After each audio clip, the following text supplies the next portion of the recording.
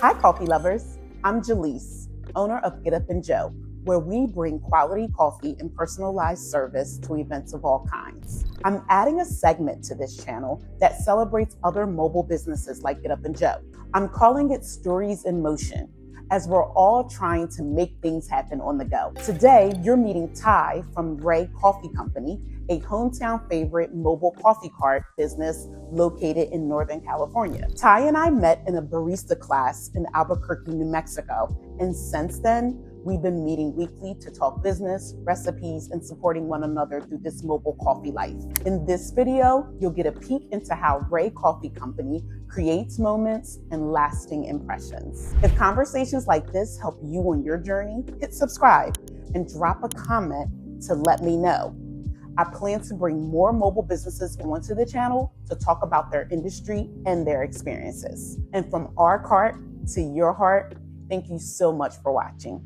Hey, Ty from Ray Coffee Co. What you doing, girl? Hey, how are you doing? I'm well. It's a cold evening here. You know, I'm on the East Coast, so it's freezing. Yeah, well, it's cold for us too here, even though it's like in the 50s. It's nothing like. And where are you? I'm in Northern California. Nice. Oh, I wish. Right near Sacramento. So today's our first day of sun. It's been like gloomy and foggy. Like driving anywhere in the morning, I cannot see 50 feet ahead of me. It's been crazy. Like wow. Dead. But now it's sunny. It's still brisk outside for us at least. But yeah. What's going on with the coffee cart? How's it been? It's been really good. So we have been super busy in the beginning of the year. I've been doing some local pop-ups and, booking some private events for later out in the year. And now we're doing some Valentine's Day stuff and Galentine's. So yeah, it's been really busy. And how long have you been doing the cart now? Well, I wanted to do something in coffee for years, but I finally opened in July of last year and we started doing pop-ups at a business park, and we were doing that once a week just to like get my name out there and get some practice doing some events. And then I booked some bridal showers and baby showers, which I love doing. And that's what we started last summer. Nice. What's your specialty? I love making cold brew, especially because I'm like a cold brew snob is like my favorite. So I like to make cold brew when the event calls for it. So we did a football game that was like 100 degrees. It was crazy, but I sold so many cold brews. We called them a kickoff cold brew. I actually think you helped me pick out that name back when I was doing that. But I loved doing that and brewing my own, cold brew and making the concentrate. And I put vanilla cold foam on top, and it's been our favorite. But then now, since it's not as hot outside, I've switched over to doing like caramel lattes, white chocolate raspberry and stuff. So I really like doing seasonal drinks and what fits the festive. I feel like people love having that festive drink, like feeling in the season of what they are doing right now. So yeah. You did. I was following you on Instagram. What's your Instagram again? Ray Coffee Co. So Ray Coffee Co. I was following that, and you had the cutest little drink. It had like little Teddy Grahams on it, and it just looked so good. What was that? Okay, so we launched with that. That was the banana cream latte. And I was seeing like stuff online, like banana cream goes well with coffee, like banoffee flavors. And I was like, I need to try that. So I tried making like a cold foam like topping. And that was actually a really big seller when I was at the business park too. I made it every time. And that was my favorite drink for a while. I actually drank it so much to where I was like, okay, I can't make this anymore. But it's so good. It was our most popular drink when I was there. And I like sold out of that every week. So that was totally see that. Yeah, so I'll be bringing that back this summer for sure. That's awesome. So what's been the most exciting part for you with owning the cart? Like what's been the good part? Because actually, did you actually start with a coffee cart? I can't remember. I know we met in the barista class in Albuquerque, but did you actually start with the cart? I actually didn't want to do a cart. Like I kept hearing about people doing cart, and every time I would hear about it, I was like, I don't want to do that. And I don't even know why. Like I don't know. I was like dead set on a trailer because about 4 years ago was when I first bought a trailer, and I bought it to convert it. And I was living in Washington at the time, and I tried to get it converted to there, and I did. I got it all built out for it, but then we moved. And so that unexpected move, like I felt like I was starting over again. So then I was like, okay, then I'll try for California. So then I tried here, and it was not working. Like the height of the trailer wasn't right, the aisleway, like the structural part of the trailer wasn't going to work. So I knew I had to pivot, and I was like, okay, so let's sell that one. And then I had it for sale, and it was taking a little bit to sell because, I'm in California, but it's passed for Washington. So you have to like market it to them, and they have to be willing to drive down to get it. Mm-hmm. And that's when we went to the barista course, and I was learning more about the cart. And I know you were telling me about the cart, and Ben's Green Joe was telling us about the carts. And I just was still being stubborn about it because I just like wanted a trailer so bad. And I didn't know anything about the carts, and I think that's the main reason why I didn't want to do it.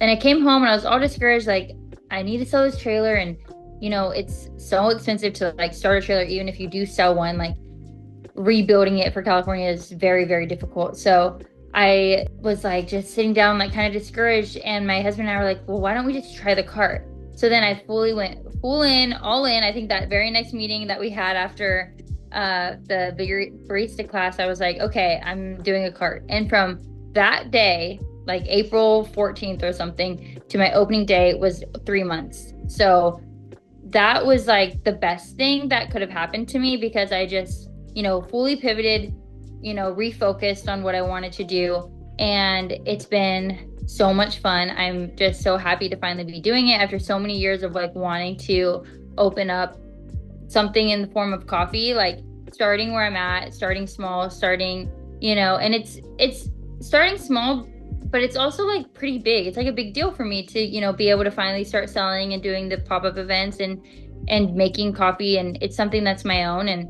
that I've loved to do. So it's a passion project for me for sure, but it's also like, yeah, it's my baby. That business is my baby. So now I'm just nurturing that this year and hoping it grows.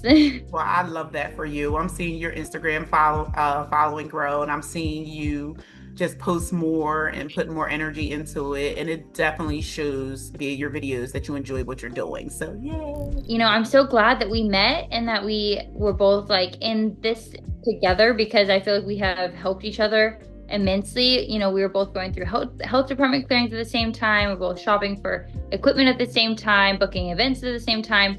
So really, it's been nice to have someone that knows what you're going through, that's doing the same thing for themselves, because you can talk to people who are like, they just don't get it the way that you and I do. And it's been an amazing resource to each other that we've been able to do this and grow together. So yeah, what you're doing is amazing as well. For sure. I appreciate having you. So we know all the fun stuff. We know we love getting the feedback from all of our customers and the whole anticipation of showing up at an event and how it's going to go. But what would you say is like the most challenging part of owning your business or your cart? Well, I think everyone wants a business so that they can choose their own hours and kind of do their own thing and be on their own time and schedule.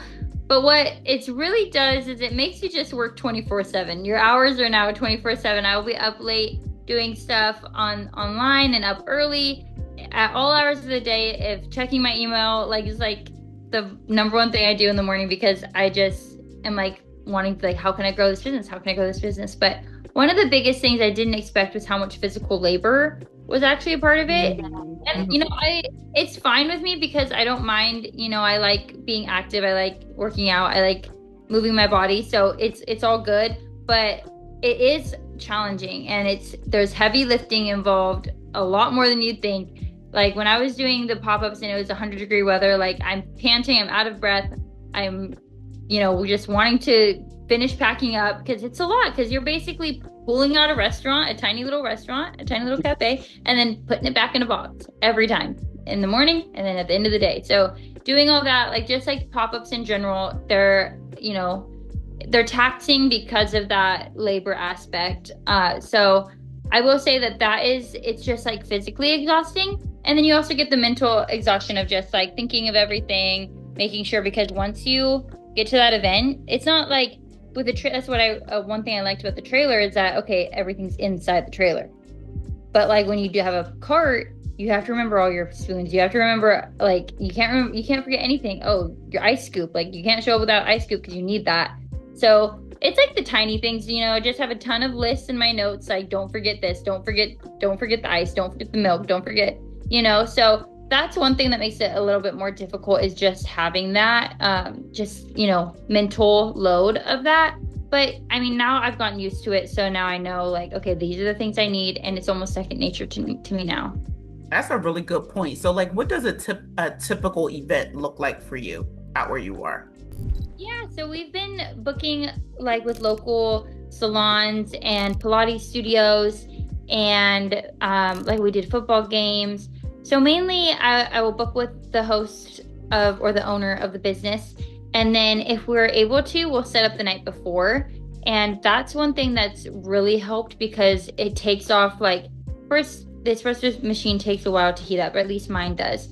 So being able to plug it in the night before and have it already be hot in the morning, it is a game changer. Also, it takes that stress off of, oh, like, guests will be coming right at 7. I need to be set up by 6. That means, everything else gets pushed up because it takes about an hour to set up, at least for me. So doing it the night before saves a ton of time. And then that makes it a little bit easier. That way you're not packing up, or that way you're not setting up and packing up on the same day. So then we would do the whole event. And then after the event, we'd load it all up. And I actually have a utility trailer that I put the cart into, because it is rather big. And with my, cups and, I have everything ready to go in that front. And so, yeah, that's what at least the nitty gritty, like, take down and set up. But we like to always, offer seasonal beverages. And one thing I love about the pop-ups, especially, or bridal showers or baby showers, is just meeting all the people. I'm super talkative. I'm more extroverted. So getting that, connection with guests and getting to be out and active in the community has been really fun. So that's awesome. Tell me, before I let you go, how people can actually work with you, and how and in what way do you create a memorable event? Yeah, so I am reachable on my social media or my website, and that's mainly how I connect. And I'll do a phone call to create a custom quote for my guests or customers. And then we can, from there, I like to do whatever the guest wants to do. If we want to do logos on the cups that match their theme, if we want to do a custom menu, I like to let them pick out whatever drink they want, whatever alternate milk they want, and just kind of theme it so that it fits their event. Because I am bringing the coffee shop to them, and I want to have at least my side of things represent them and their party or event as they would want it to. So we did a Ralph Lauren themed baby shower, and we did themed drinks around that, and we had we did the banana one, and we had the little bear, because Ralph Lauren has the bear. So we put the bear on there, and that matched their theme. So I like to do things like that. And then I did a Christmas one, and we did peppermint bark lattes. So, and I did like a cute, graphic theme menu, and had little poinsettias. So I like to decorate it to where it's still, Ray Coffee Company, but it fits into their event. You do a great job of it, honey. Anything you want to add? Nope, just follow me. I'll be posting hopefully more videos, hopefully more talking videos too, because I know that can be a struggle, because I just like to set up the tripod. But I want to do more, showing behind the scenes and showing it. So you can follow us on Instagram and TikTok. Our username is Ray Coffee Co. Awesome. Thank you so much, honey. You have an amazing night, and I'll talk to you soon on our barista call, okay? Thanks. Bye. Talk to you soon. Bye.